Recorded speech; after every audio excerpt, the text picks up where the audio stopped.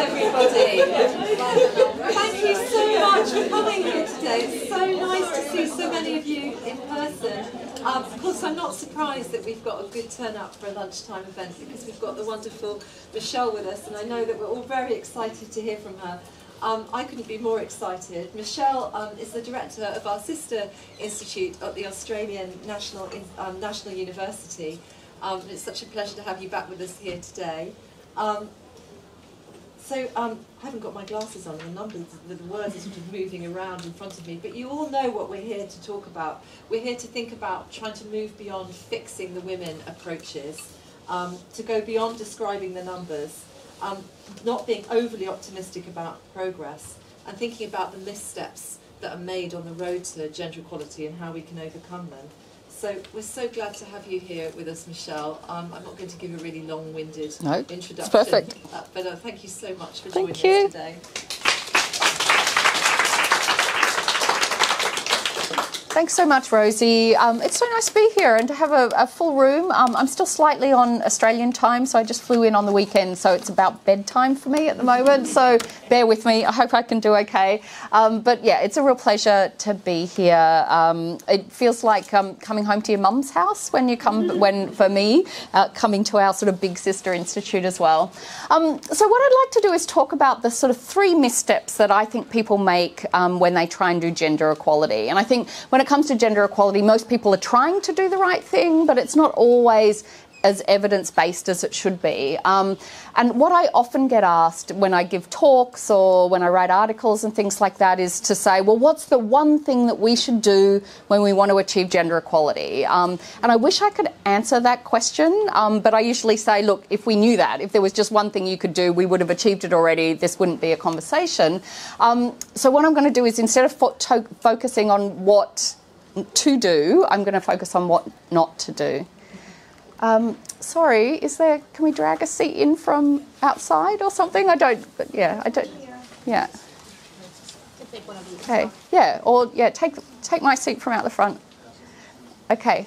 So, where this started was Nature magazine approached me at one point and they asked me that exact question. Can you write an 800-word sort of opinion piece on the one thing to do to achieve gender equality? And I said, can I talk about what not to do instead? So it ended up just in this piece, and it sounds very pessimistic. I don't mean it to be pessimistic, but I do think what not to do is just as important as what to do, especially when we're spending lots of resources and lots of time and lots of effort doing gender equality. We want to make sure we're doing the right things as well.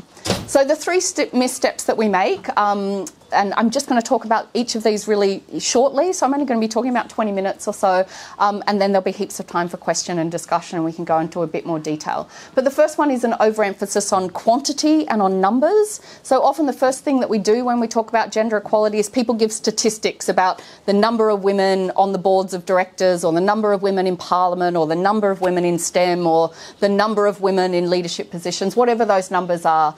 Those are critical numbers, but we can't stop there. We need to go beyond just the numbers, and I'll talk about why that's the case. The second one is that we often, when we do gender equality initiatives, they really focus on women, and what I say is a kind of fixing the women approach. So it often comes from a deficit model that there's something wrong with women and we've got to fix them. We've either got to teach them new skills or we've got to motivate them or something like that. And I'd like to argue that that's not the right approach, that we should be fixing systems and structures instead. And the third one is about over-optimism, and that actually I think we often do a little bit too much celebrating of what we've achieved and not enough on focusing on what we still need to achieve. So actually, now that I think about it, that does sound all very negative, but it's not a negative talk, I promise. Okay, so this overemphasis on quantity. So as I said, often on the first page of anyone talking about gender equality, they'll give a slide. The first slide is about numbers and about representation. Now, representation's really critical. It is an important thing to know about. But just knowing the numbers of women in any particular role or sector or position or whatever that is does not really tell us enough about gender equality. We need to know the experiences of those women in those positions. Are they treated well? Do they experience discrimination? Are they promoted? How are they paid? What does that look like? We need to know how long they stay in those roles. When are they there? And all of those things. So there's so many more questions that we need to ask than just what are the numbers.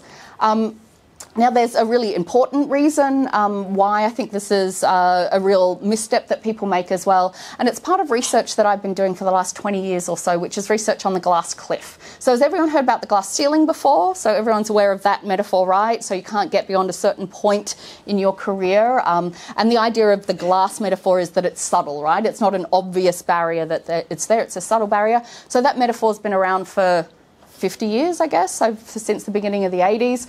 More recently, in the last 20 years or so, I can't believe I've been working on one line of research for over 20 years. It makes me feel old. But we did some work on what happens once women break through the glass ceiling and when do they take on leadership positions. So the metaphor of the glass ceiling is extended to the glass cliff. So women are up in really high positions, but they only take them on in times of crisis and when things are going difficult. So the idea is that they're risky and they're precarious and the chance of failure is high as well. So the metaphor of the glass cliff, we coined this about 20 years ago. There's a lot of real-world examples. Here's just two that I brought with me from Australia. So our last federal election, we looked at the women who were candidates and going forward for election. So often that would be a top-line number that we look at. 50% of candidates are women, and everyone goes, hooray, isn't that great? We've reached gender equality now, right? But what's really interesting is that only 20% of women in the across the board, only 20% of women ran in winnable seats, whereas for men, about 40% of men ran in winnable seats. So the idea here is that top-line number tells you it's all looking pretty equal. If you dig deeper into I don't know that I did anything there. Okay, no, that's okay. If you look into the details a little bit more, there's no equality there as well. So women were actually much less likely to be elected, particularly in the Conservative side. We did a big study 2 general elections ago in the UK, found exactly the same data as well. This is Christine Holgate. She took over the equivalent of the, what's it called here? Anyway, the post office in Australia, so the Australia Post, and in a time of great crisis, because people weren't sending letters and stuff anymore, and she resigned under great crisis as well, so under a big scandal. If we want a UK version, think of Brexit and Theresa May, so a woman coming into a leadership position in a great time of crisis. I've never seen men run away from a leadership role as much as I did when Cameron stepped down. I was living in the UK at the time. So really interesting. So whatever your politics and whatever you think of Brexit, whatever you think of Theresa May, I think we can all agree that that was a pretty difficult leadership position to be in as well. So the idea then of the glass cliff is that top-line numbers tell us that women are taking on leadership roles, but they don't say that they're difficult, they're precarious, and that it might be another form of discrimination as well. So we've done archival work, experimental work, case studies, qualitative data that demonstrates that women are much more likely to be appointed to leadership positions in times of crisis. We can show this in the corporate world, we can show this in the public service, in politics, in the legal profession. We talk to librarians, so poorly funded libraries are much more likely to be led by women, all sorts of different leadership positions, women much more likely to lead in times of crisis. So these positions, our research shows, are risky and precarious, and they're stressful as well, and this has implications for the experience in those positions. So it's a difficult time, the spotlight is often on you, and the tenure of women in these positions is much shorter as well. Think how long Theresa May lasted. I mean, she lasted longer than Truss, but not much longer. But it's a difficult position to be in as well. If you look at the average tenure of CEOs in the US, the average man lasts for 7.5 years as a CEO of a large company. Anyone want to guess what the average tenure of a female CEO is? 3. Yeah, it's about that, 2.5 years. So I mean, that's huge, right? And mainly because they're often in times of risk and precarity and in times of crisis as well. So that's not great for women's experiences who are in those leadership roles, but it also has a more general effect as well, because it risks reinforcing stereotypes that women aren't good at leadership. So if we have this sort of social stereotype that women aren't good, and then if we only see them in these difficult, challenging positions where they don't last very long, where it's stressful, that might reinforce that stereotype. But also, if we talk about the idea of having role models and seeing women, and we can aspire to leadership when we see women in leadership roles, if we see them in risky and precarious roles and not in other types of leadership positions, it might also turn other women off aspiring to leadership as well. So then, all across the board then, in terms of the work on the glass cliff, but also in terms of a lot of other work that talks about the experiences of women in leadership roles or in male-dominated spaces, a focus on the number of women in leadership roles or in male-dominated roles is not enough. We need to be focusing on the nature of these positions as well. And we need to ask questions beyond how many women are there, like when and why and how and what that feels like. Okay. So the second misstep that we make around trying to fix women, I don't know why there's not a closed caption on that, sorry. So as I said, when it comes to leadership initiatives, we often have a whole lot of initiatives that really focus on women, and it's either about motivating women or skilling women up. So if we think about women's leadership courses or assertiveness courses or negotiation courses, if we think about the number of women in STEM, we do a whole lot of how do we motivate women to want to be in STEM. Now again, skills, motivation, everyone needs it. It's useful, it's helpful. It's not going to fix the big systemic problem of gender inequality though. So one of the sort of classic approaches to this fix the women way of doing gender equality is the lean-in sort of phenomenon. So this is Sheryl Sandberg. She was the chief operating officer of Facebook and then Meta. She stepped down relatively recently, but she wrote this book about a decade ago. Has anyone read it or aware of it at least? Everyone's aware of it. So for about 5 years, it was the most downloaded book on Amazon. So you can look at those sort of statistics and things like that. So incredibly popular. It was also one of the least finished books on Amazon. So, I mean, take that how you will. So for people that haven't read it or are not aware of it, here are the sort of quotes that we often get from the lean-in sort of thing. So fortune does favour the bold, and you'll never know what you're capable of if you don't try. And if you're offered a seat on a rocket ship, you don't ask what seat, you just get on. And I hope that you, yes you, Rosie, have the ambition to lean into your career and run the world. I'm trying. Okay, and you absolutely are succeeding as well. So it's inspiring, right? It's empowering. It's all about this sort of girl power, girl boss, motivation kind of approach. And I think we all want to hear motivating sort of stuff, right? But I think it's not unproblematic, and here's a number of reasons why. So I think the whole focus on the lean-in phenomenon is really focusing on women's choices. Choose to get on the rocket ship, choose to be bold, choose to, lean in and all of those things. And I, on the one hand, like the idea of focusing on women's choices. It gives women agency. But when it comes to gender equality as a whole, then if women continue to be underrepresented, if women continue to be paid lower and things like that, people say, well, you just weren't bold enough, you didn't lean in enough, you didn't get on the rocket ship. So not only is the focus on women, but then the blame and the onus is on women to be making this change.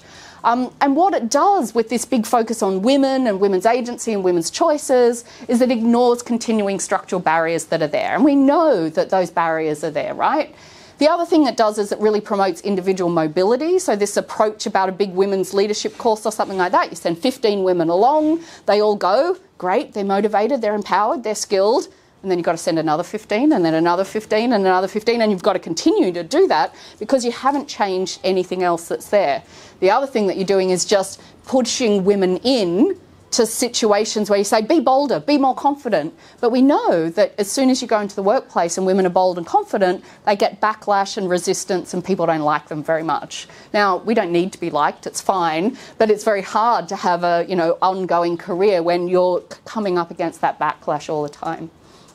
The other problem with individual mobility is that this is a strategy that works for those women that already have a lot of privilege as well. White, middle class, professional women that can afford to go on leadership courses and who are already probably, chosen by their organisations to have a little bit of leadership potential as well. But it leaves behind, it's not particularly intersectional, and it leaves behind a whole lot of women as well. So it works for the sort of people a bit like Sheryl Sandberg, right? So all in all of this leaves the status quo untouched. It means that nothing is really changing. We're just expecting women to change to fit into the system a little bit more. So what we're not doing is fixing and changing the system as well. So the way in which we've sort of approached all of this, and I'd love to have had a bit more time to talk about some of this research, but just to show overall is one of the arguments that we've made around this idea of the lean-in phenomenon and focusing on women are things like our ambition or our motivation or our willingness to make sacrifices. None of these choices occur within a social vacuum. They all occur within organisational cultures, within social contexts that shape and, really importantly, constrain women's choices as well. So yes, of course, women are making choices whether to lean in or not, how motivated to be and things like that, but in structures and systems that constrain them as well, and about women's experiences in those systems. So what we really need to focus on are those things that are constraining women's choices and not women's choices themselves. So the question really here is, what is the level of analysis that we're doing, but also where is the intervention designed? Shouldn't be at fixing women, should be at fixing systems. So we've done a whole lot of research, and I'm happy to talk about this a bit more in the question time as well, is that things like women's confidence and women's ambitions are really related to how they're treated and the distinctive ways in which they're treated in the workplace. That might be about whether they feel like they belong, whether they expect to succeed, whether they have role models, whether they're treated with respect or with microaggressions in at work or not. And it's particularly the negative treatment that they report that really lowers confidence and ambition as well. So instead of telling women to lean in and giving them all that big inspirational guff, I think what we really need to do is focus on organisations and make sure that organisations provide a culture and a context that gives women something to lean towards instead of just telling women to lean in. Okay, the final one, over-optimism. I'm going to go slightly lecturer here and actually report a study here, just because I think it's kind of fun and funky. So when it comes to over-optimism, I think optimism is a good thing. If you talk to anyone that knows me, I'm relentlessly optimistic. Like, it's probably a fatal character flaw. But when it comes to gender equality and what we're doing, I think it's really important that we get the right balance between how optimistic we are and how realistic we are about what still needs to happen. Now, one of the reasons that this is really interesting is because we are making gains. There are things that are changing. Things are getting better. And the numbers is one of those things. So if we look at the number of women in leadership roles, that's getting better. We look at the number of women in university, it's more than 50% now. So there are lots of areas in which we're making great gains, particularly on the numbers. But there's still a lot that needs to be done as well. So you don't need to read any of this, but this is just to show the sort of paper that I want to talk about here a little bit as well, which is some work that we did in the veterinary profession. So the veterinary profession is really interesting because it has historically been really male-dominated. So think all creatures, great and small, kind of man with the flat hat, cat walking through the countryside. Like, that's sort of how vets had been for a really long time. But really interestingly, in the last, say, 10 or 15 years, it's become much more female dominated. So now here in the UK, 80% of veterinary students are women. So it's really flipped over the other side. So a lot of people are just like, okay, that's fine. We've solved the problem of gender equality in the veterinary profession. But we did some work with British vets, so a big professional body, who said that actually that's not the case at all. So we did a big study and we showed a really large gender pay gap. We showed lots of discrimination ongoing within the veterinary profession. Women are really underrepresented in leadership positions and are much less likely to own businesses, and they're dropping out of the profession at really large rates. So we're in this sort of paradoxical state where we've got increases in numbers but not necessarily change in gender equality more generally. So we were really interested in sort of looking at this situation where we think, oh, things are better, it should be fine, maybe it's a pipeline problem, we've just got to wait for things to get through. And what does this idea about being optimistic about things, what does that do within the profession? So one of the things is, if people have a view then that discrimination is no longer a problem, what implication does that have? So I'm going to talk about a survey. I'm a social and organisational psychology, so we love a good survey. We like a good scenario. So we did a survey with some managerial vets. It was about 260 of them. Half of them were female. They all had this managerial experience and worked as a manager as well. So we gave them a piece of paper and we said, look, this is a annual review form of a junior vet, like just in their first couple of years of working as a vet. It gave a little bit of, here's some line manager comments. You don't need to read this, but we just gave them like a little bit of feedback. So we said, can you read this annual review? And the thing is, we either said that the name of this vet was Elizabeth or the name of this vet was Mark, okay? And then we said, can you just sort of give us your opinions on this junior vet? And we said, what sort of pay would you advise for Mark? How much would you pay Mark? How would you evaluate them? And how would you treat Mark or Elizabeth, okay? And then we also asked them, how much do you think that gender equality is still a problem within the veterinary profession? Are you optimistic or are you more pessimistic? Okay. So what was really interesting is the more optimistic people were, so the more that they said, no, gender equality is not a problem anymore, the more they discriminated against Elizabeth. So this is a pay gap. So the average pay gap was there just for everybody, but for people who said that discrimination is no longer a problem, the more they agreed with that, the bigger the pay gap was. So there's this sort of paradox or irony that those that don't acknowledge that there's still a problem are actually the ones creating the problem. They evaluated Elizabeth as less competent and they treated her more poorly in the workplace as well. They said that they would provide Elizabeth with fewer opportunities than they would Mark, offer her less encouragement and express more reservations about her moving forwards as well. Michelle, can I Yeah, ask a question? sure. Thank you. The respondents to your survey, Yeah. they get two. No. They got one. So people got one or the other, Right. and they were randomly allocated one or the other. Yeah. And then how's the disparity? So you look This at... isn't me questioning your... No, absolutely. My brain is... Yeah, because everyone uses different methodologies, right? So this is the experimental method. So people get one or the other, and they say, how much would you pay this person? Yeah. And this person is exactly the same except one's Elizabeth and one's Mark. And then you just say, how much would you pay them? And then you get the average of all the people that got Mark and all of the people that got Elizabeth, and then you see whether those are significantly different from each other. Yeah. Yeah. So, I mean, the way I say it is as if one person is saying, I would pay Mark more than Elizabeth. I'm really talking about the sample as a whole. Yeah. Yes? Were there any differences based on the gender of the rater? No, there wasn't. So there wasn't any differences overall. Men were more likely to say that they don't think it's a problem than women. But for both men and women who said that it wasn't a problem, they both showed that discrimination, right? Does that make sense? Main effect Yeah. for men, but no interaction. Yeah. Yeah. Okay. And I think the main effect for men was... So the main effect for men sort of disappeared once you explained the view. Yeah. Any other questions? Okay, I'm just about finished and then we can open it up for questions as well. So overall then, this optimism, over-optimism can really be seen not just as a positive, oh, everything's good, but also a failure to recognise ongoing discrimination. And then paradoxically, that's associated with more discrimination. And we've also done other work that shows that it's associated with less supports for gender equality initiatives as well. So if you think everything's okay, one, then you discriminate more, and two, you don't want to do anything to fix it because you don't think there's anything to be fixed. So then just to bring all of that together then, the conclusions, numbers are not enough. Quantity of women is important, but the quality of the positions and the experience of women is also important. Fixing women doesn't tackle the root of the problem and it doesn't lead to systematic change. It might make us feel good, it might make us feel empowered, but it's not going to fix those big structural issues. And we need to celebrate wins. We need to be, celebrate what we've achieved, but over-optimism is associated with discrimination and stymies change as well. And that's me.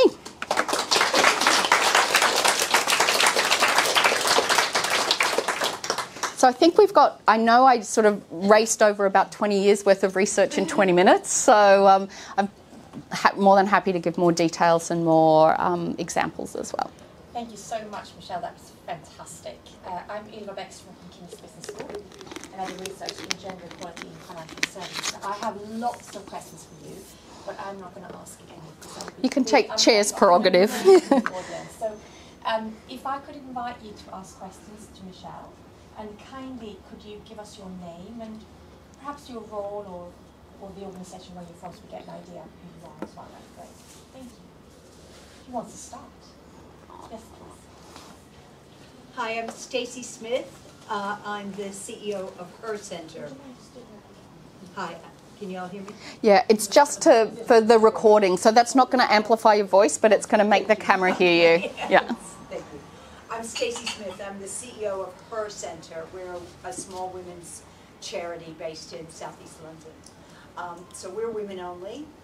And I see the women I work with, both as clients. Most of the women we're working with are escaping abuse, violence against women. But I also see it in my staff. And I was very interested in the article in The Guardian about how girls who go to girl-only schools are doing so much better than girls in mixed schools. And that's not, to me, that's about fixing the environment, because the negativity of the environment, i.e. male reaction to females, is taken out of the equation. So I'm just interested in that aspect. I mean, really, do all women just need a space to grow up in without testosterone? Yeah, thanks for that question, Stacey, and also thank you for all your nodding throughout. There's always one person that nods the most out of any audience, and that was you today, so you get their head nodding prize. So this question is actually one that Chanel Contos, who is just a couple of people over from you, might be better placed to answer than me. So Chanel is a great activist in Australia doing some fantastic work, and I know you often talk about girls' schools and all girls' schools and things like that. So I'll give my uninformed answer, and maybe Chanel, you want to jump in as well. So I think it's really interesting around that sort of space, and we know that the data is really, really clear that girls perform better in all girls' schools. But that being said, girls perform better in school than boys anyway, even in mixed environments as well. And I think that is because school is set up in a way that really values hard work and discipline and all of those things that we really encourage girls and reward girls for doing as well. What for me is much more interesting is that advantage at an educational level, which is critical, and girls should feel comfortable at school and things like that, doesn't then translate to the workplace, right? So the second you move into the workplace where things aren't transparent, things aren't clear, and it's not just that boys are there, right? It is also just because the culture then takes on different values, right? Suddenly the noisy wheel gets the grease. It's not the person that sits up straight and nice gets the rewards as well. So I think it is really important for us, and as someone who's not an expert in education but focuses much more on the workplace, I'm really interested in what are the aspects of educational environments that we can learn from to provide environments that actually women can excel in as well. And I think there are things that we can learn around transparency, what gets valued, it's all very clear, but also what's not tolerated in schools, which is tolerated in the workplace and things like that as well. So I haven't really answered your question, only that I think yes, we know that it's true. It would be better if we could fix society and not just make these single-gendered spaces. But until we do fix society, then I can see why single-gendered spaces are actually attractive. I don't know, Chanel, whether you wanted to add anything to that as well. Sorry, I've just thrown you in the deep end as an audience member. That was incredible, Michelle. Thank you so much for the only thing I agree with all that. The only thing I would add as well is, again, something that Michelle was talking about, instead of trying to fix women or say, oh, we'll just take women away from everyone else and keep them safe there. I think we should look at single-sex boys' schools as serious opportunities of where we can intervene for cultural change. If it was a priority within their curriculum for respect, equality, inclusion, across not just gender equality, but racial equality and all other forms of discrimination, then we could have serious capacity to change, particularly noting that there's a disproportionate amount of representation of men who run companies, countries, who attend single-sex boys' schools because they're usually private, so we have that intersection of wealth and privilege. Yeah, absolutely. But thanks for the question. I think there's one there, and then I think one here, one at the back, Rosie. Sorry, I just was very close to you. My name is Deborah. Hi everyone.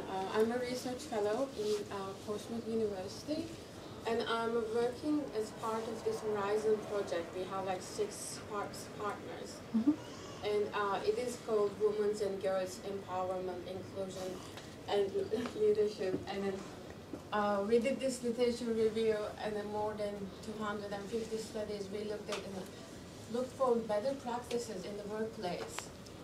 And like you said, it was more about fixing women, and our project is actually focuses on how to fix institutions, like rewiring institutions. The project is called Rewiring Project.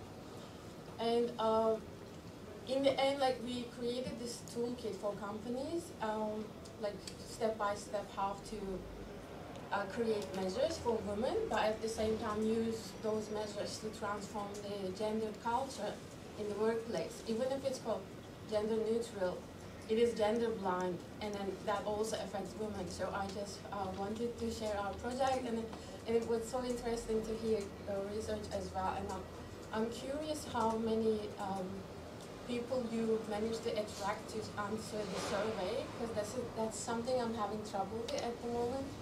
Yeah, I mean, so we do a lot of surveys, you know, so constantly, and I think you need it to be well powered, so you've got enough people, you know, to do that. So, I mean, sometimes it's 1,000 people, sometimes it's a couple of hundred, so it's always varied. I mean, we try and use remuneration, so if people are spending their time to fill in our surveys, then they'll get some sort of payment as well. We try and do that at above living wage sort of salary. But the other thing is trying to get really representative samples as well. So if you just go online and you know, use online recruiting sort of things, you're not going to get a very good representative sample as well. But it's a hard sort of thing. But I do think this, how do you sort of move away from this fixing women approach to fixing systems approach is a really interesting one. Maybe I'll just give one, you know, so you've given your one example. I'll give one concrete example that we've just been doing over the last month or two. So the Australian government approached us to do a leadership program for Cambodian senior civil servants, so it's part of their Department of Foreign Affairs and Trade work, and they said, oh yeah, you know, can we just bring 15 women senior public servants from Cambodia to Australia for a week and you can teach them about leadership? And we were just like, no, we're not going to do that. But we said we quite like the contract though, and I said, how about we teach them about gender equal public policy and what that looks like, but then we will go to Cambodia for a week and we'll meet with their organisations and their bosses and their ministers and all of those things. So that's what I was doing last week. I was in Cambodia speaking to senior public servants. So this is just a really different approach, which is just like, fine, we'll talk to women, that'll be great, but we want this second component, which is we don't want to send those women back to the same environments. We want to make sure that they're ready for change and that they've got support at the organisational level as well. So that's just an example of how we sort of tweaked a women's empowerment sort of model to one that says, no, well, we want to do something differently. And it was amazing. It was such a fun thing to do.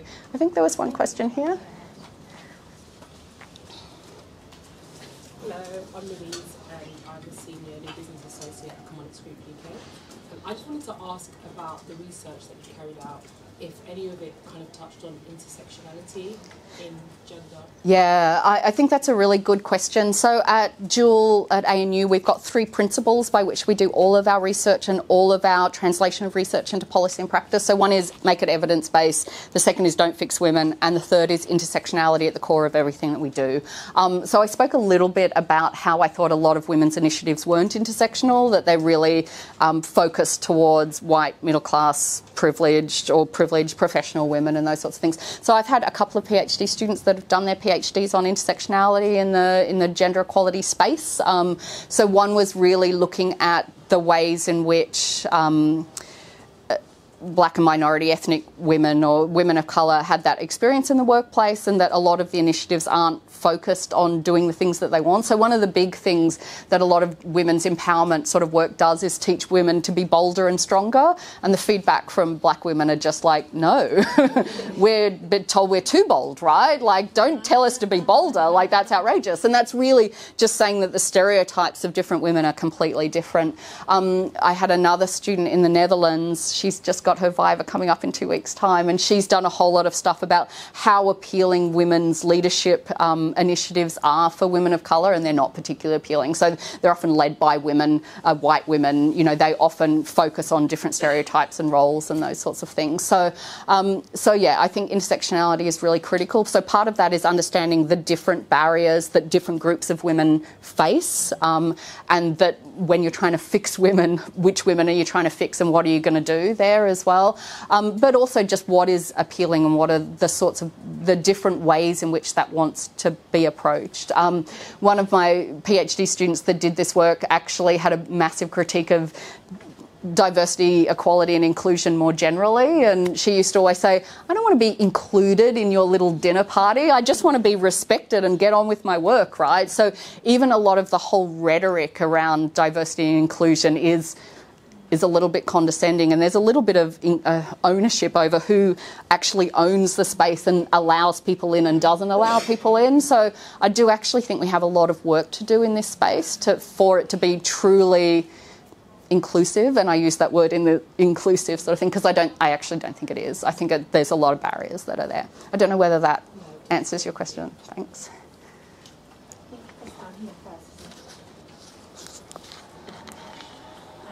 And I'm professor and head of Department of Global Health and Social Medicine here at Queen's. And I was struck by your kind of brief mention of the pipeline as a metaphor, and I wonder whether that has been as explored in this literature as it is in the women in science literature in terms of thinking through how unpleasant pipelines are. Yeah. Why would you want to be in a dark pipeline? Yeah. Why do you want to break Yeah. through and drip out? And Yeah. So I always think of the leaky pipeline and all of that sort of stuff. So yeah, I think it's a metaphor that doesn't work particularly well, and it's often used by really optimistic people, right? So there's a pipeline and they're coming through and they're going there, and it's often in numbers. So they often base the idea: is there a pipeline? Just like, is there enough women coming through? But not saying, you know, what happens to them on the way and why are they falling out and those sorts of things. So yeah, I think the pipeline metaphor is a little bit lazy. It also it feels very neoliberal, like it's a big machine that we're all on a big conveyor belt just being shuffled towards our impending doom or something. But so I think it's interesting. And I think if you don't talk about, I mean, maybe if you thought about that sort of structural metaphor, if it is a pipeline that's part of the structure that's bringing you through, saying, well, what's that pipeline made up of? Like, what are the intervening factors along that pipeline and those sorts of things? But I think we could do with a better metaphor rather than just the sheer number of people that are coming through the system, which is what it usually refers to.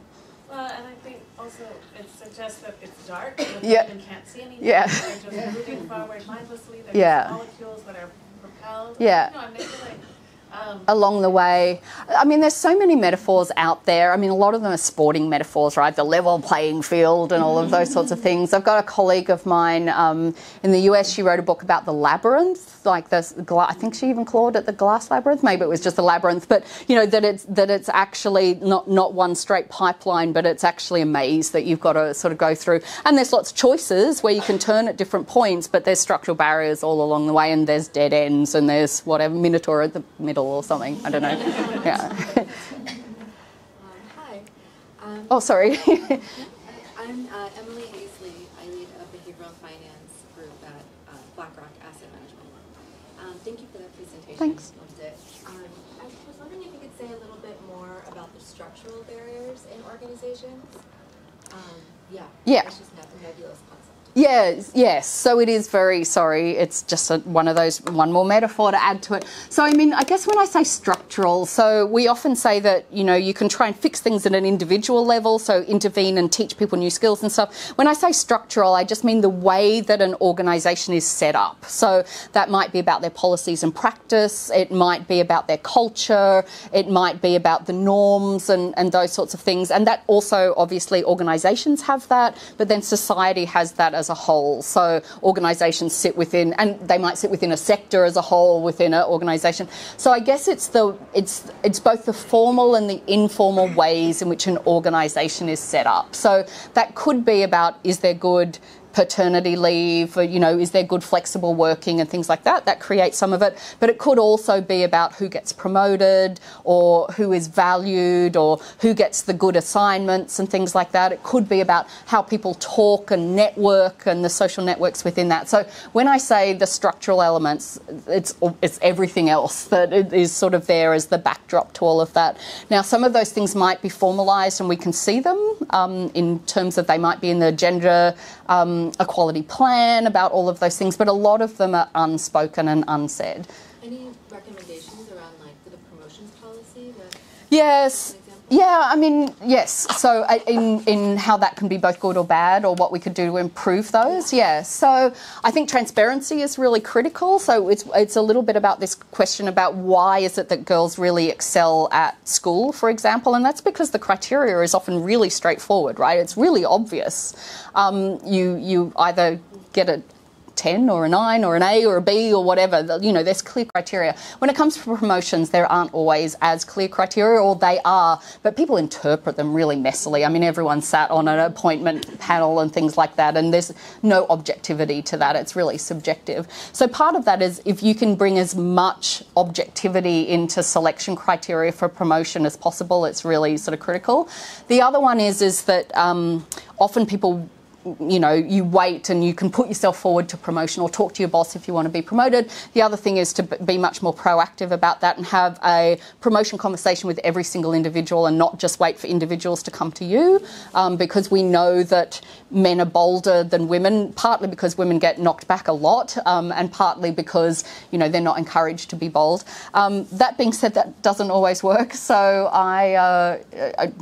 let's go on a individual story from me. When I was a senior lecturer, I wanted to go forward for promotion to associate professor, and I went to my head of school and I said, I'd really like a promotion. Here's the selection criteria. Here's how I address each of these selection criteria. I think I'm good.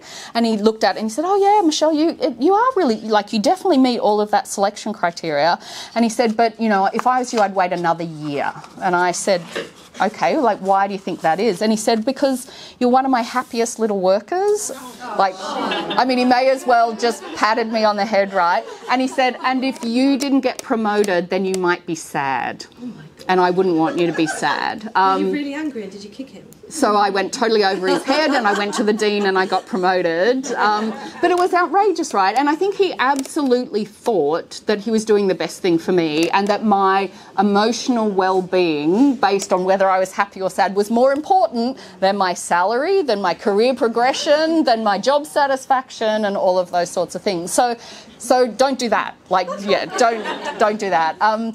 So I think all of that transparency is really important. The other thing also is what is the, and this is either for promotion or even for job descriptions and things like that. I think often the criteria for jobs or for promotion are based on who has been promoted before and what that looks like. So I think often also really thinking about what is the real criteria that is needed to do that job and not just what is the job description of everyone else that's ever done that job before. So just to give an example, not on promotion but on hiring, there was an Australian company, it was a big manufacturing company and stuff like that. They did a lot of rural work and they were just like, we can't get enough women, like there's a big pay gap in our thing, blah, blah, blah, all of this stuff, and we can't get enough women to work.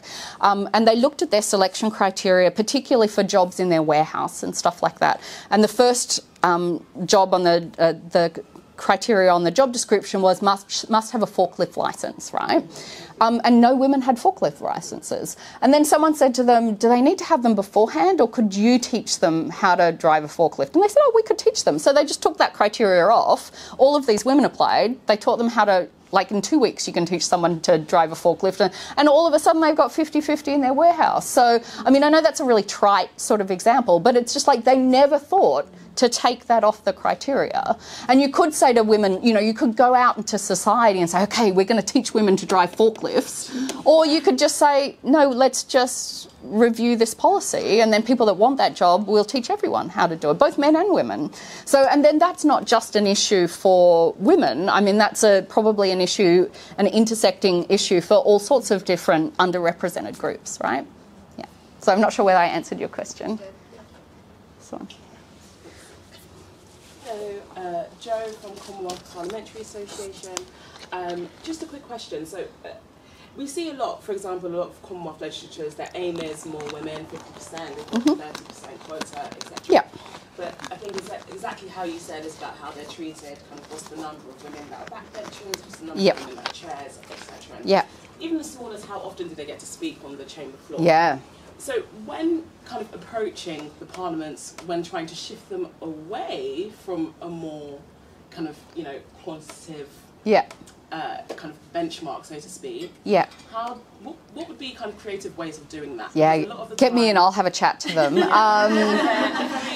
I mean, I think numbers is a good start, right? Like, you've got to have women in before you can start treating them well, right? But you have to often do all of these things in tandem, right? Because if you just shove a whole lot of women in there through a quota system but haven't changed the system so that they experience discrimination, they drop out, they're unhappy, they can't thrive, then it's not great for those women, but then also then you'll say, oh, we tried that, right? We tried to put a whole lot of women, they didn't do very well, and that's because you haven't changed the system as well. So I think it really is just making that point that that numbers piece is only the first step, and you often have to do that in parallel with a lot of other things. So I think if you say numbers, yes, retention, influence, experience, respect, all of those sorts of things, and that all has to be done at the same time. Often people think if we just lob a whole lot of women in there, everything else will just automatically change. And then those poor women not only have to go in and do their job, but they've got to change the whole system as well, which is asking a lot of those women that you get in there and those first trailblazers. Now, often women do that amazing thing, but there's not an automatic trickle down. Just because you've got more women doesn't mean all of those other things will automatically change. So you have to have that in with your plan, is what is the organisation's plan to change all of those things as well. Yeah. I think there was one, and one just here as well. Yeah. Sorry, Rosie, I'm not ignoring you. I know, I'm going Yeah. to get it in though, definitely. Hiya. I'm a lecturer here. My name is Candela, and I co-chair the Gender Equality Network here at King's. And when we run community events, one of my main fears, I always think that there's two elephants in the room. One is every time you say the word feminism, like the room can change. And the other one is representation. And so I feel very often we have these amazing events, but we're preaching to the converted. Yeah. And we've got one gentleman here. He's been smiling the whole. Sorry. Oh, sorry. There's a few. So, and I don't want to assume anyone's gender, but there's yeah. So. You know, it tends to be similar races. Yes. And so then we feel, and the women who attend sometimes have said that this was great, but we feel demotivated at the end of this. Yeah. Because what is the impact of all these great ideas if they're just going to stay here? Yeah. So what would be your advice to kind of escalate these up? Yeah, bring a buddy is always good. So if you're going to go, bring someone else. So yeah, we often try and do those things. So with this thing that we did in Cambodia as well. So one of the things that we did was when we were going to Cambodia, we asked the women that were there, we said, can you give us the names of 3 people within your organisation that you'd like us to talk to? And a lot of them were just like, I just chose 3 men. So I chose 3 men because I know that if I leave it up to the organisation to choose, they'll just choose 3 more women. And, you know, if I just say who put up your hand, it'll just be women. So I deliberately chose men. So that's a really good sort of strategy. I think the whole thing about male allies is really critical. So I've got a couple of research projects that are looking at this as well. But part of it is also saying how do you get really transformational allyship versus sort of tokenistic allyship as well, because there's a lot of that sort of just tick box exercise. But I think it's critical. You're right. Like everyone here is all nodding and everyone agrees because you all turned up to a gender equality sort of thing. So I probably haven't convinced anyone of anything. But it makes us all feel good, and maybe you can go back to your workplaces and, you know, pass on some of the research and those sorts of things. But yeah, we're really not going to get effective change until we have men in the room, until we have men actually up the front talking about it and about how important it is as well, and that change is there, because actually who has control over the systems and structures is not necessarily us, it's the senior men that are there.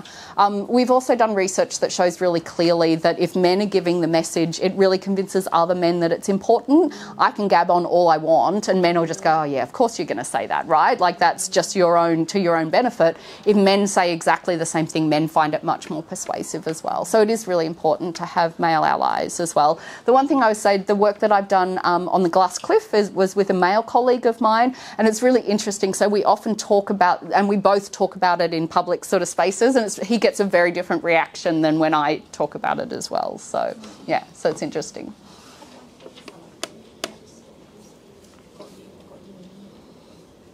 Hi, my name is Marceline from the Africa Leadership Center. I'm more interested in women political participation. And the question I wanted to ask, I think, has already been discussed. But then again, my concern is on the constant division when it comes to feminism and non-feminist women leaders. So I tend to wonder why, when we talk about leadership, we try to analyze the leadership styles of women when we don't often analyze the leadership of men in most cases. So when I wanted to do my dissertation, I wanted to analyze the leadership styles of women, and I was asked, why do you want to analyze women and we don't analyze men? So why is it that we women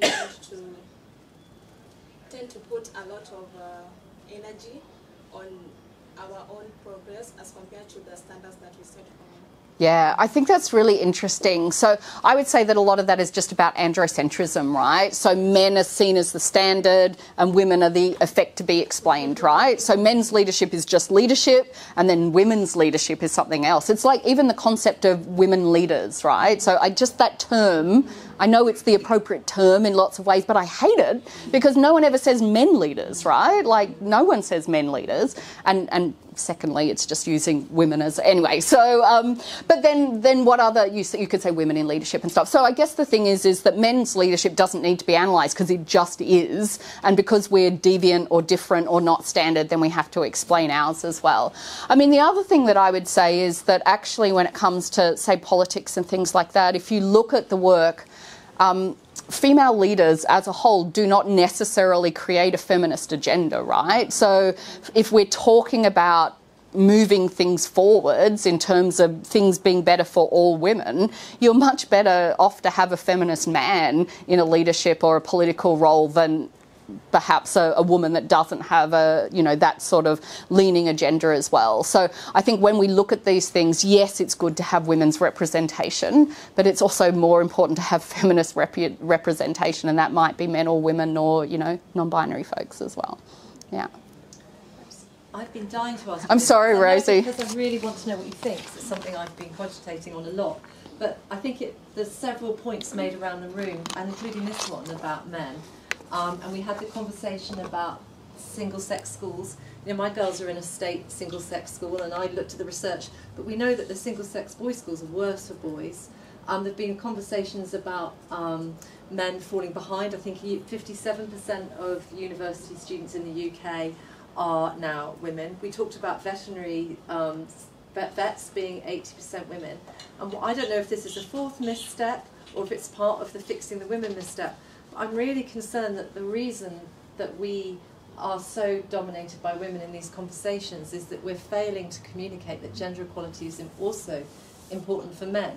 Yeah. And where we see inequality where men are not doing as well, be it suicide, be it education, we don't have that conversation enough. And we did some research here with Ipsos Mori where we found that we looked at young men and young women, and we looked at everyone, but the big difference was between young men and young women. If you said, will the world be a better place in 20 years' time for men or women, young men were much more likely to think it's going to be worse for men in 20 years' time.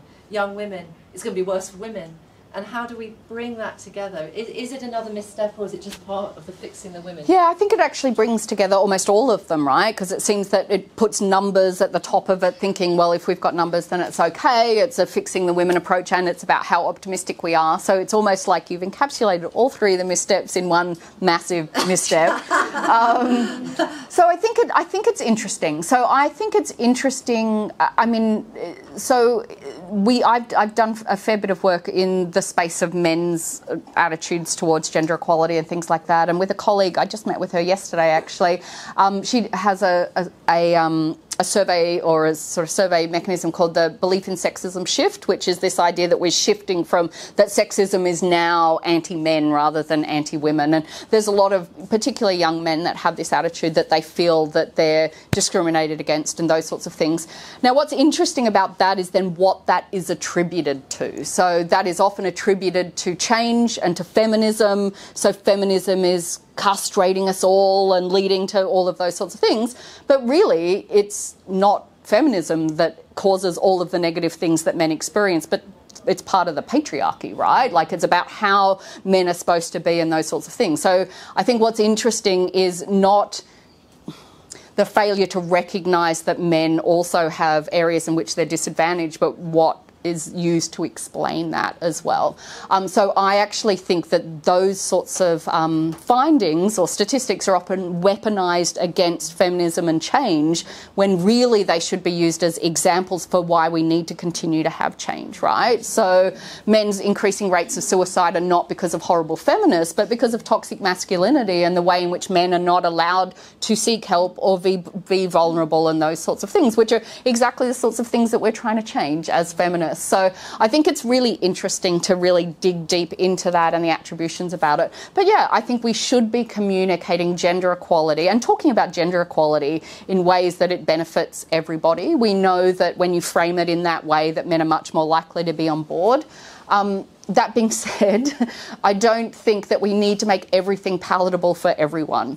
So the other thing that I would say is sometimes losing privilege feels like disadvantage, and maybe it's okay that for men to sometimes lose privilege. So when they say we're going to be worse off, maybe that's because they're not as privileged as they were before and they're equal. So that worse off is not actually worse than women. It's just worse off than you are now because you don't hold all of this privilege anymore. So I think it's a really rocky road, and I don't want to dismiss the areas in which men are disadvantaged. I think it's awful. I think there's lots of change that needs to be happening, but I do worry about how it's weaponized to stop change, and I think we should be aware of those two different arguments that are being made, because I think it's often these are statistics that are brought out not in good faith for change, but to stymie change.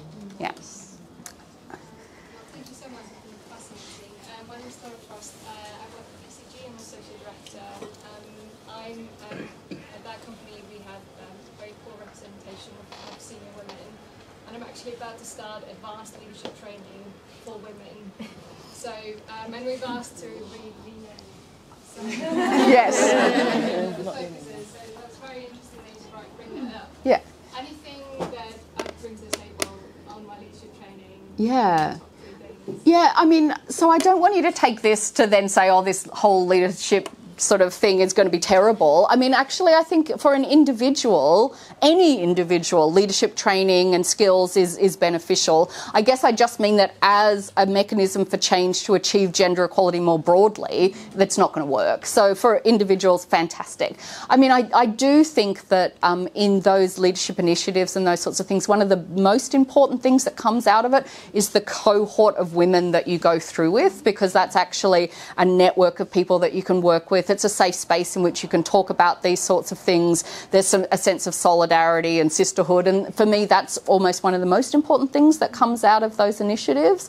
So I think embrace that. But I think the other thing is really make sure that if the facilitator or whatever is veering a little bit too close to the yay women's empowerment stuff without speaking about the structures, I think making really clear that these are the things that I feel, but it's because of these reasons. So we've done a whole lot of work on imposter syndrome, for example. So this is a huge thing. It will definitely be talked about in your leadership course. And it's a thing. It's a real thing. People feel imposter syndrome. Women often feel it more than men. But it's because we're made to feel like imposters. It isn't something that comes from inside, like, some sort of, I don't know, medical condition that you have. It's because of the way in which we're treated and those sorts of things. So just recognising that. So fine, talk about imposter syndrome, but talk about the why you feel like that, and not just it's something about me that I've got to fix and I've just got to stand like this for a little bit and do my power pose and suddenly it'll all be gone. No, things out there have to change, right? So, yeah. But good luck on your course. I'm sure it'll be great. Yeah.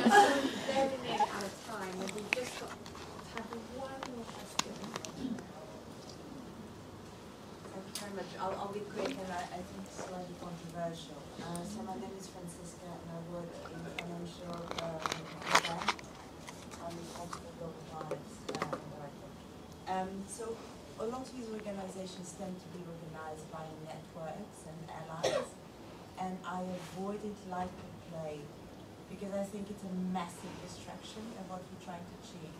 I mean, I can't see the banks from one day to the other saying we're going to ban all networks and that, because that would hit the Daily Mail front page, obviously.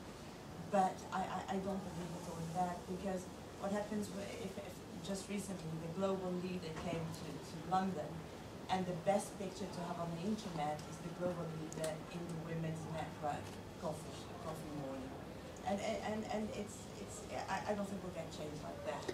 So I mean, there will be a power in terms of the numbers. If you have 250 women or 3,000 women, maybe you can enact change. But for me, this change is to be by design, by someone in a position of power.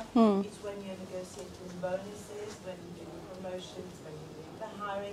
Is you and everyone running the coffee.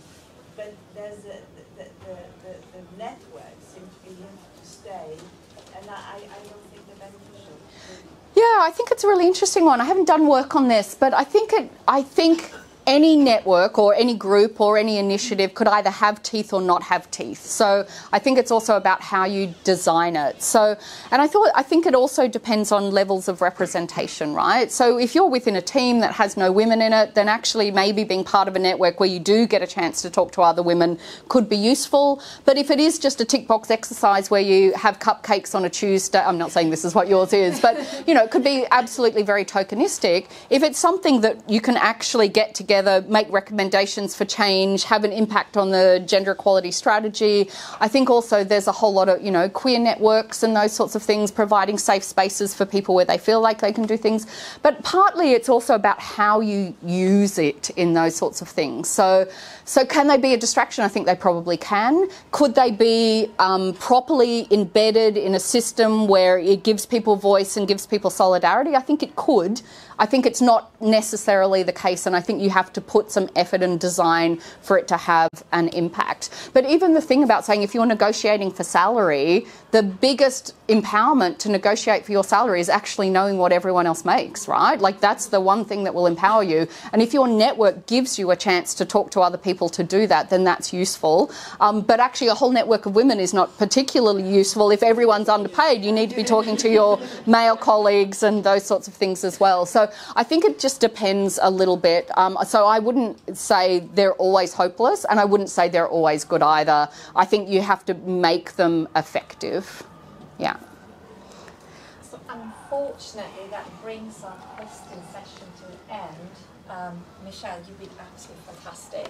And maybe we can all help each other and other women and men, regardless of what gender you are, build a platform on top of the mountain instead of falling off it. Yeah, absolutely. Because we should pave the way for others that come behind us. Amazing.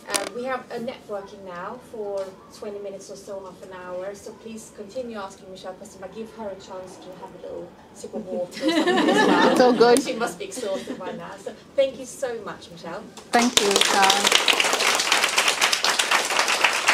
Thank you. And I just say thank you for all the really great questions. Like, question time is my most favourite part. I almost wish I could just not talk at all at the beginning and then just have questions, but I know that doesn't work. But also such a great representation of all different types of people from, you know, from academia and from business and from those sorts of things. So great audience. Well done, you. Yeah.